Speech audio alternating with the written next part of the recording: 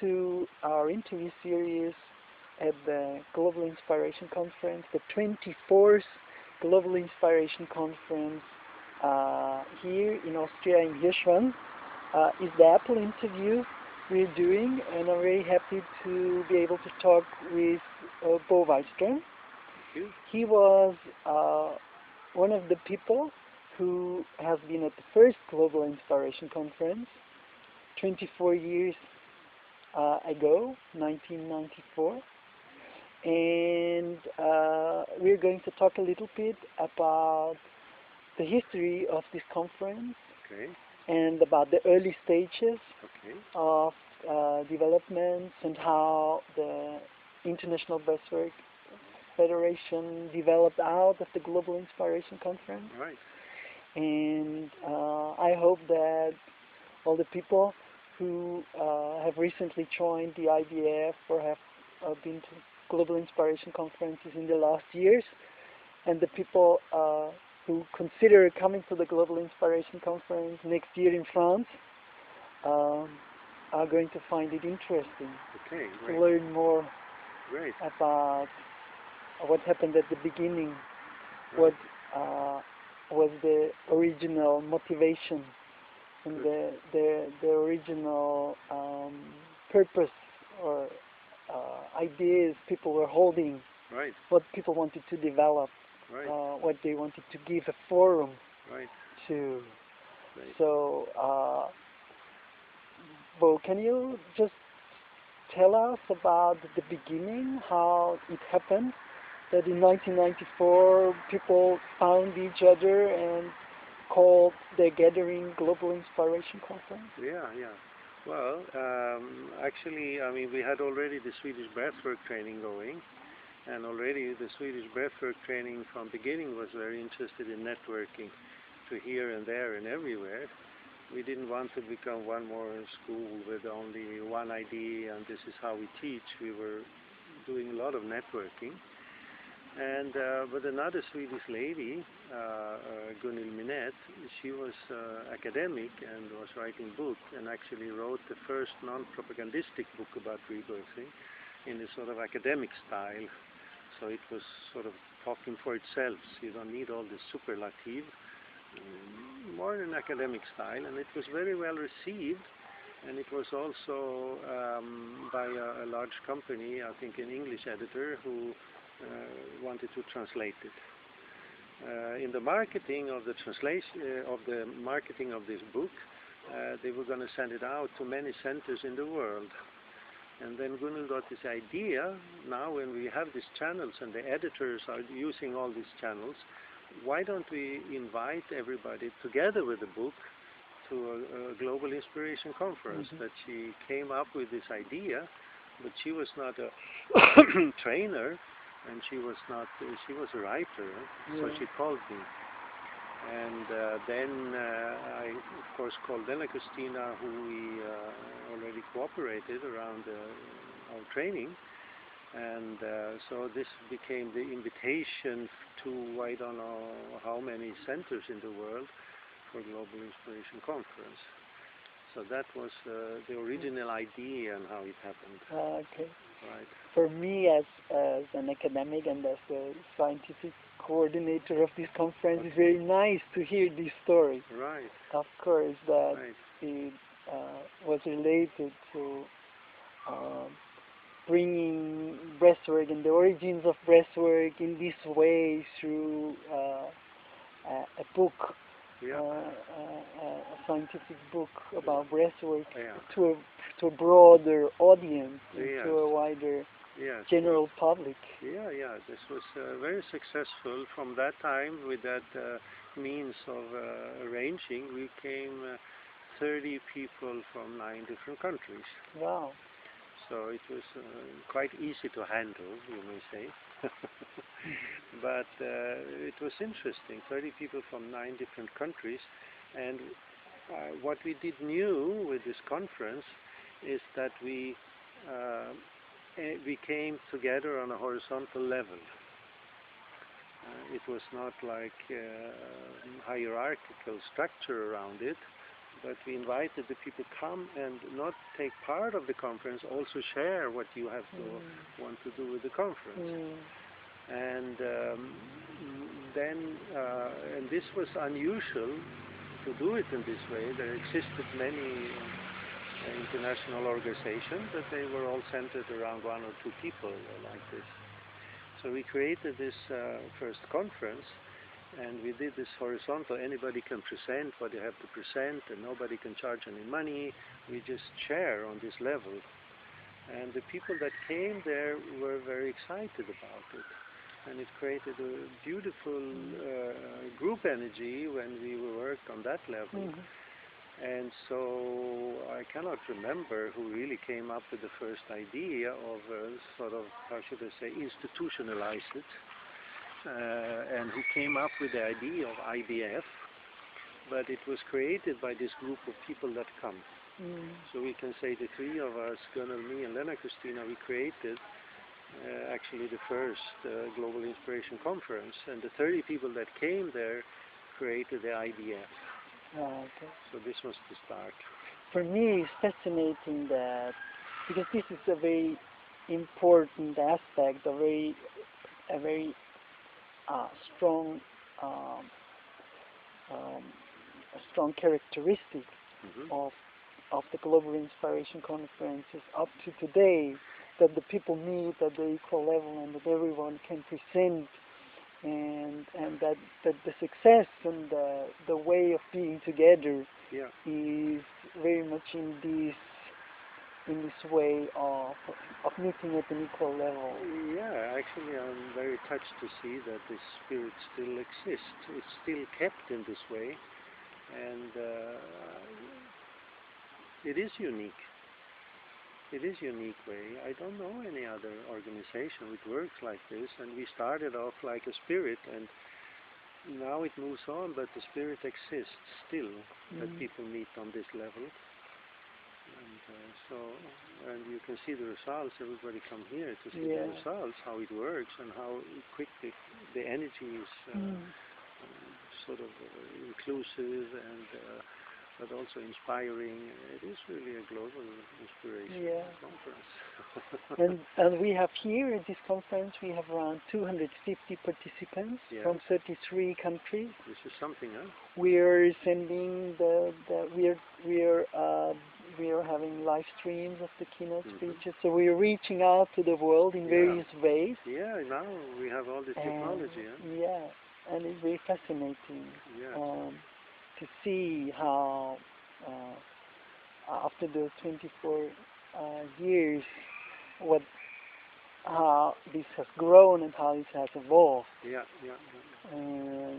So what were the major steps that were happening in the first I years? think I think the Global Inspiration Conference, of course, wouldn't have survived without the IBF. Even though the Global Inspiration Conference were the mother of IBF, then it's like IBF has to take care of its mother. And so next year we went to Poland. Second year we went to Poland, and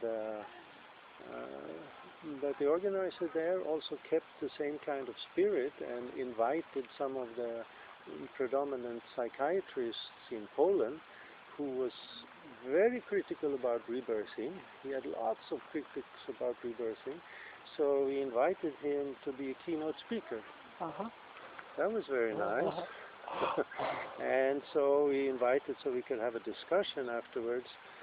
Actually, what we found out that his main critics was about how rebirthing was introduced to Poland 20 years back. And when it came to the end, there was not so much discrepancies. It didn't become a debate, but it was nice to find out that for him, to see that rebirthing has evolved and became sort of more professional. Many good people that took it further from the first stages, which was pretty wild and woolly, if I so, and it swept Poland.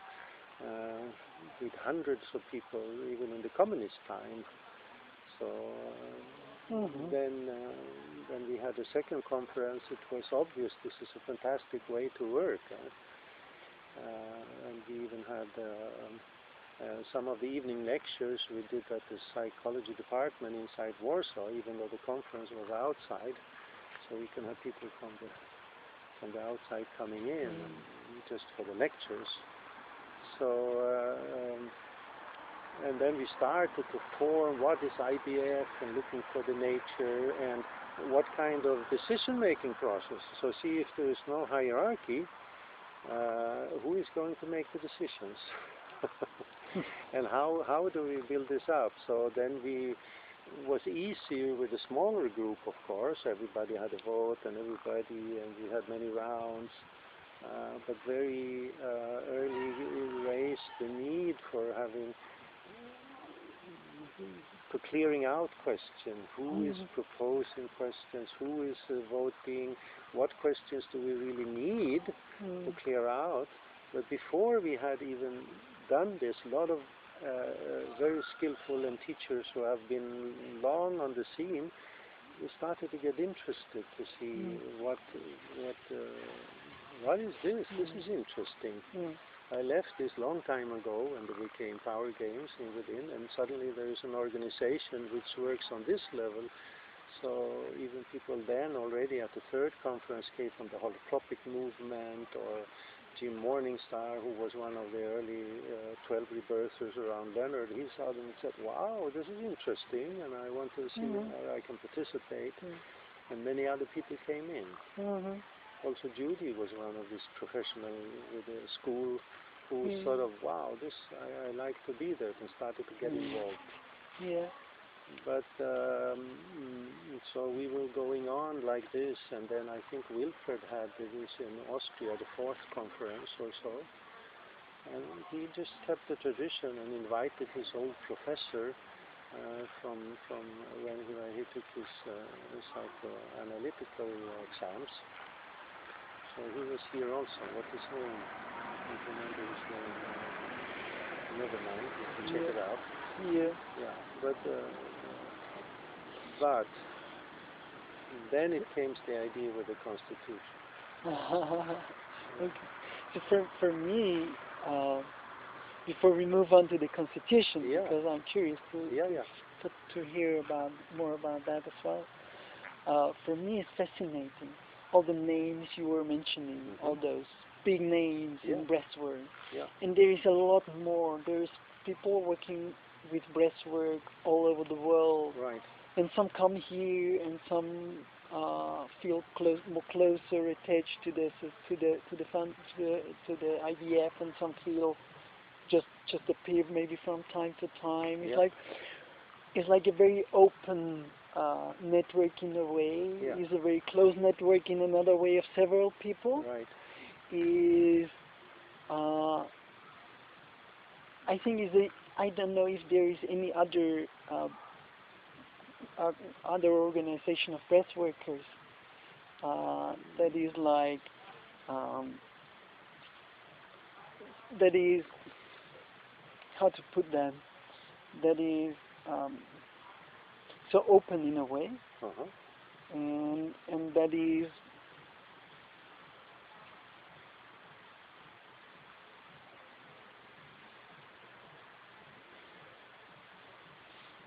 maybe also not having an identity problem. I don't know, but it's like this thing of what is constantly having people coming in and also people leaving. Is this is a very dynamic in a way, but at the same problem at the same time is the identity and the substance of the organization. Exactly. Can change or can. But we had already from the beginning this principle: it is open to all. Not to, because there were many professional organizations also. No, this is, even if you have 30 years of experience or you came yesterday, it is, you come in on the same level. And then we formed like a credo saying that in the spirit of cooperation and cross-pollination, more minds are always better than one.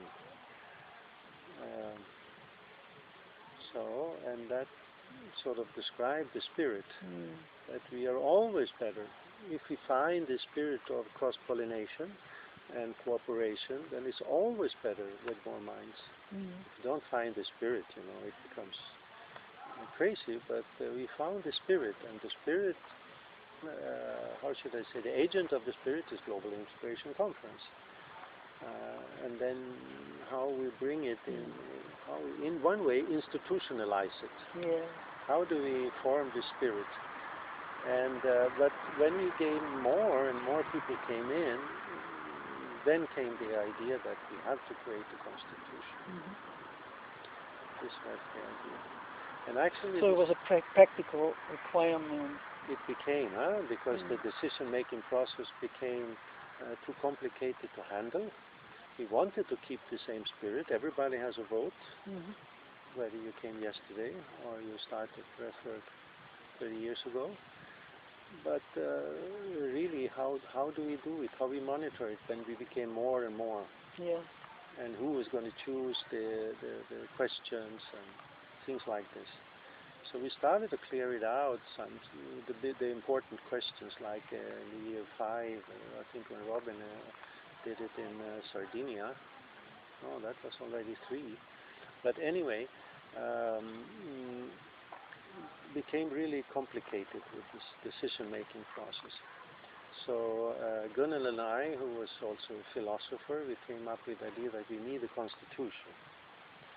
So I started to study constitutions, national constitutions, and things, how they are built up, with things that you cannot move without longer time and without 2 elections, and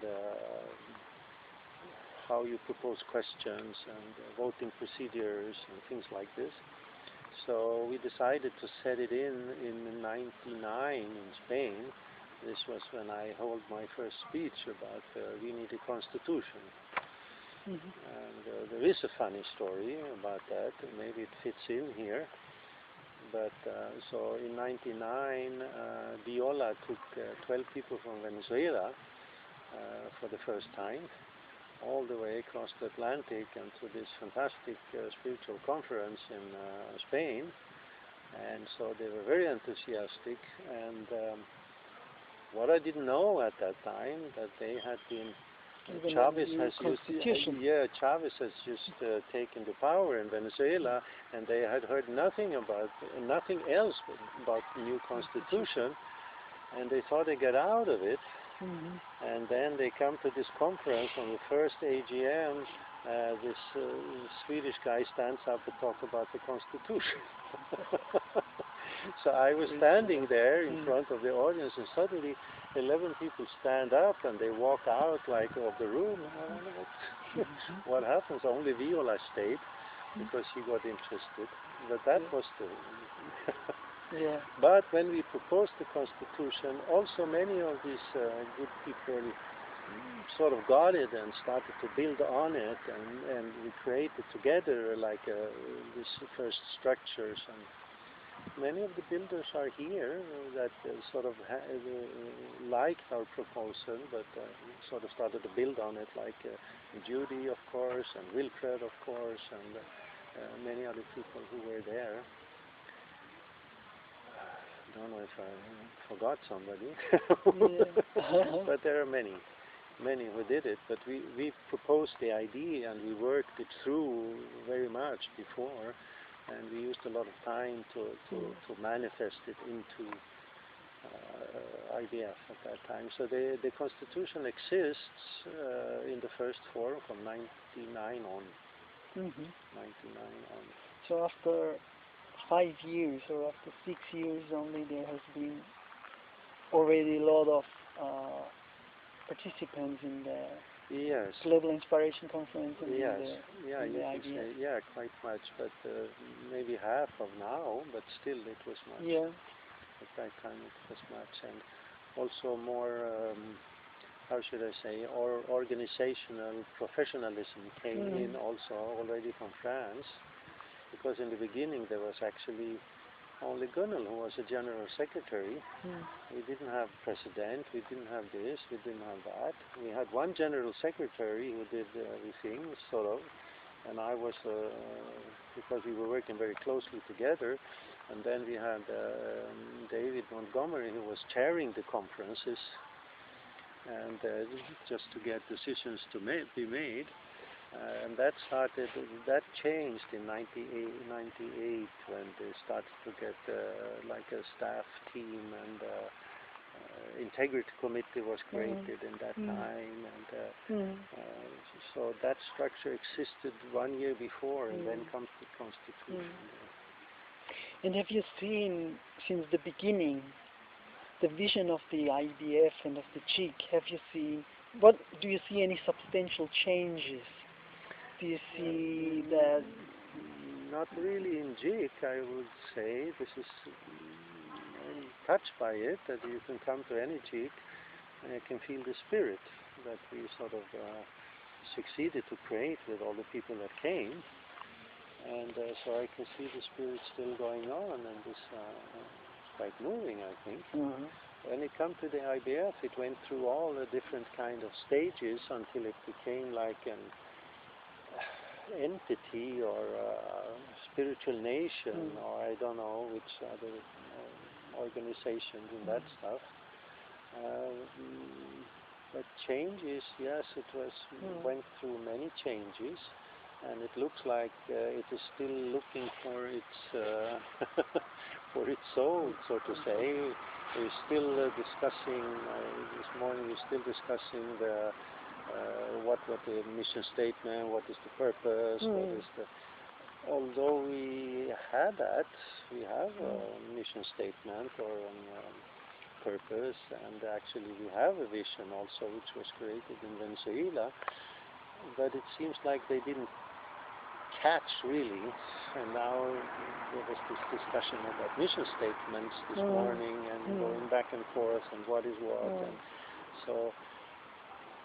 It is still an organization that tries to find a good way to embrace first the JIC, which is the dynamo, you can say, but also the big change is also that it's trying to reach out, you know, with funding and with what is happening in Kenya, and this is totally new and totally, for me, desirable, what I can see, because then it doesn't become just a club also, even if it's a great club. So it becomes also trying to start to move out and to use, and the people that brought it now to United Nations and recognition via ECOSOC, this must have been a big job, even if I don't know, but this has to be.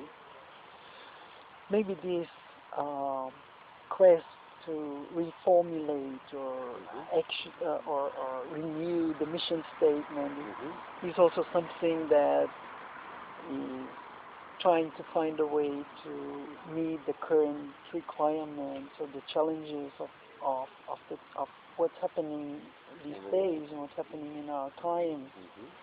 So maybe there's always some parts which should be kept and which should be at the center, and other aspects that can be taken on board, while other aspects become less relevant or less important, can be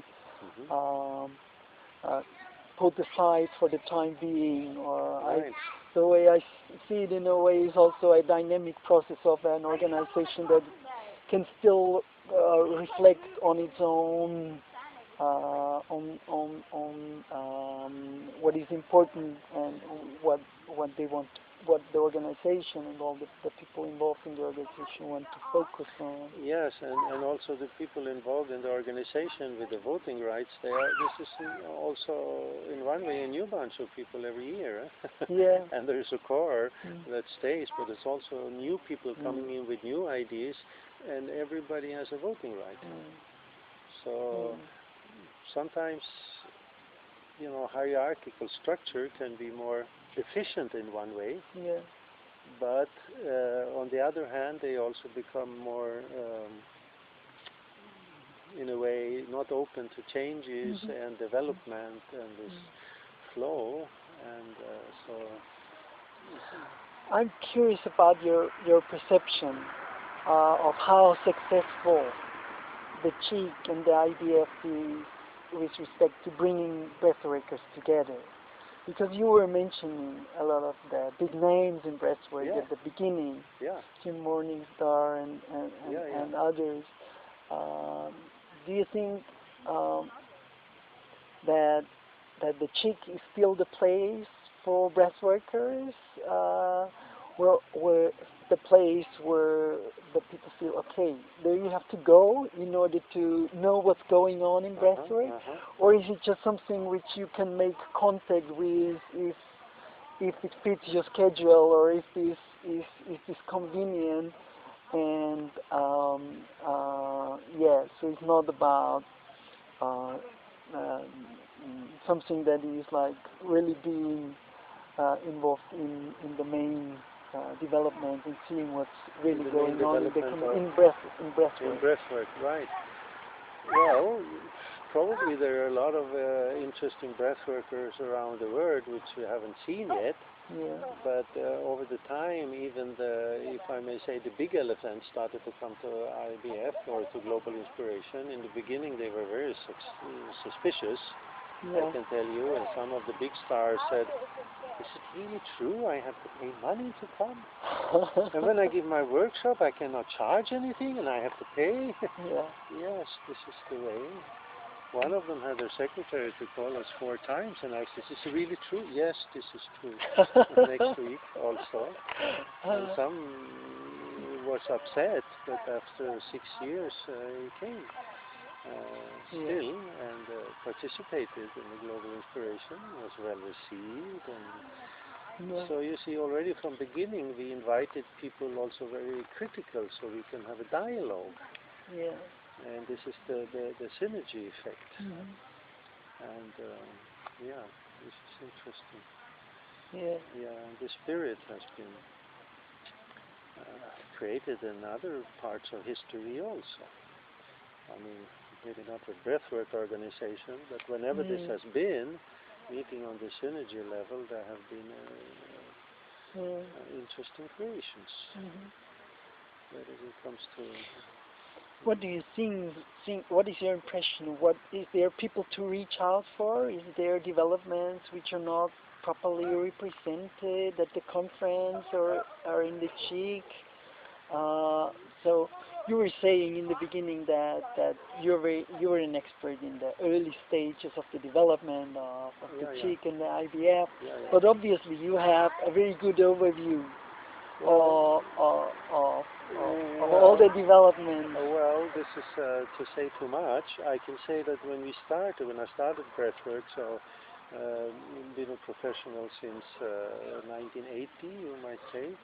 And in the beginning, I think that I had pretty good check of the breathwork literature and what was going on in the world, and I can say, and after it's impossible, after 10 years, this is a wave of interest in breathwork from all angles, and so there is no way to have an overview. I don't know anybody who has, really.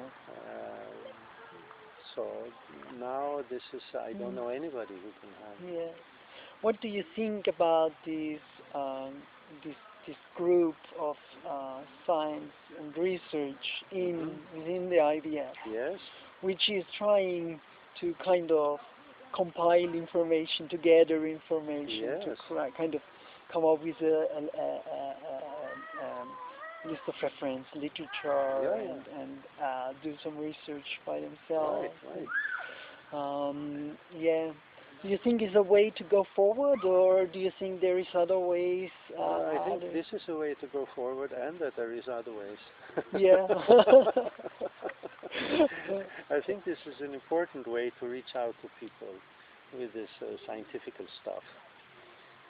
Absolutely. And how can I say? Sometimes it is boring, and it is full of gold. You just have to look here, there. It is fantastic, but sometimes it can be a boring kind of language and difficult to go through. And So like there's a huge organization called International Society for the Advancement of Respiratory Psychophysiology. And they collect reports from all over the world and put it together. And there you can find also incredible much from different parts of the world. I mean, even Peter, when he had he referred to Robert Creed, which is one of the key people in this. So there you can find so much of information, and I have not sort of had the inspiration to go through it, but I have colleagues who do it, and they say, yes, there's a lot to go through, but you find all these gold pieces in this, wherever it is, that is useful also to us, that goes more for intuition and to go for, yes. So, yes, breath connects, is not just connecting us all, is also connecting different traditions of gaining knowledge, no? Is connecting the Eastern traditions and the Western traditions. The terminologies are quite different, and the concepts and the epistemology are quite different. It's posing a huge challenge. Yeah, it is a challenge, and we have to understand when we do this, and it was obvious during Peter's talk that it's two paradigms are meeting, two paradigms. So then we have to find what is how should the two paradigms meet, And the key question is, can we relate to energy even if we're scientists? Can we relate to spirit even if we are scientists? And the other question is about the nature of consciousness or the nature of the mind. This discussion has been going on since probably very long, but already John Lilly in the 50s, who was a neurophysiologist, who created this first samadhi tanks, or this deep relaxation tanks, or sensory deprivation tanks. There was this discussion going on: is the mind within the brain or mind beyond the brain? And this is an important question. And what I saw when Peter had his talk was like the question that we're talking from different perspectives. Is our mind an offspring, biological offspring, and has no thing outside? Or is the brain the interface or the receiver of consciousness? And this discussion, if we talk about it, we can clear a lot of this, how should I say, not understanding from the different paradigms. Even if we don't agree, if we understand that we talk from these different paradigms, then we can meet. Then we can meet. But we cannot speak within this paradigm. We have to go beyond.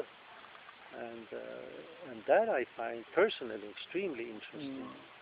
With the energy, this is where scientists try to do. I mean, Freud call it libido, and the Rice call it organ, or Indians call it prana, Chinese call it ki and chi. And for me, it is very difficult if you talk about breath work without having this component.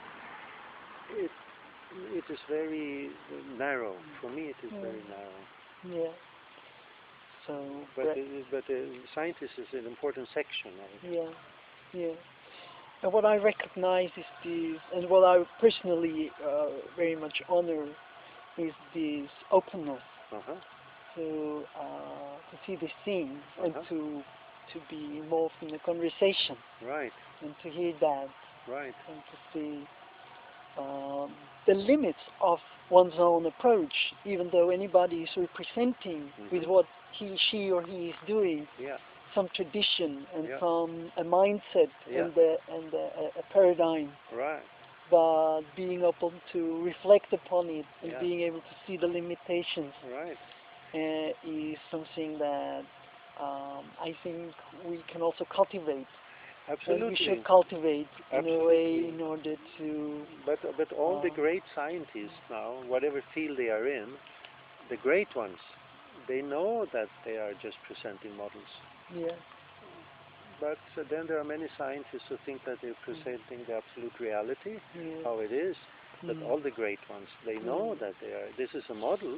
It might be expanded, or whatever. So there are many models, and how do they fit together? Yeah. And if you can talk about it, that there is a model, Yeah. then it becomes interesting. This Yeah. is my model, and the most important for the model is that it works in the reality, Yeah. and you work from a model. There is this problem of identification and the ego, Yeah. particularly Yes.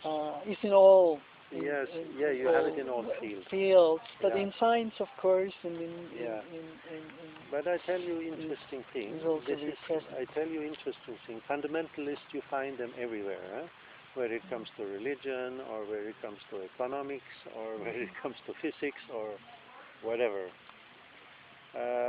When it comes to breath work and its impact on the mind or the consciousness, because there is no way you can do breath work without having your consciousness widened. This is not possible. Huh? And if you look at it historically, all the fundamentalists, they have never liked breath work. That is. This is true. This is really true. And the most open-minded of the Chinese schools, they were the Taoists, and they were doing breath work. Okay. The most open-minded of all Indian traditions was the tantrics and the yogis. And they were doing breath work.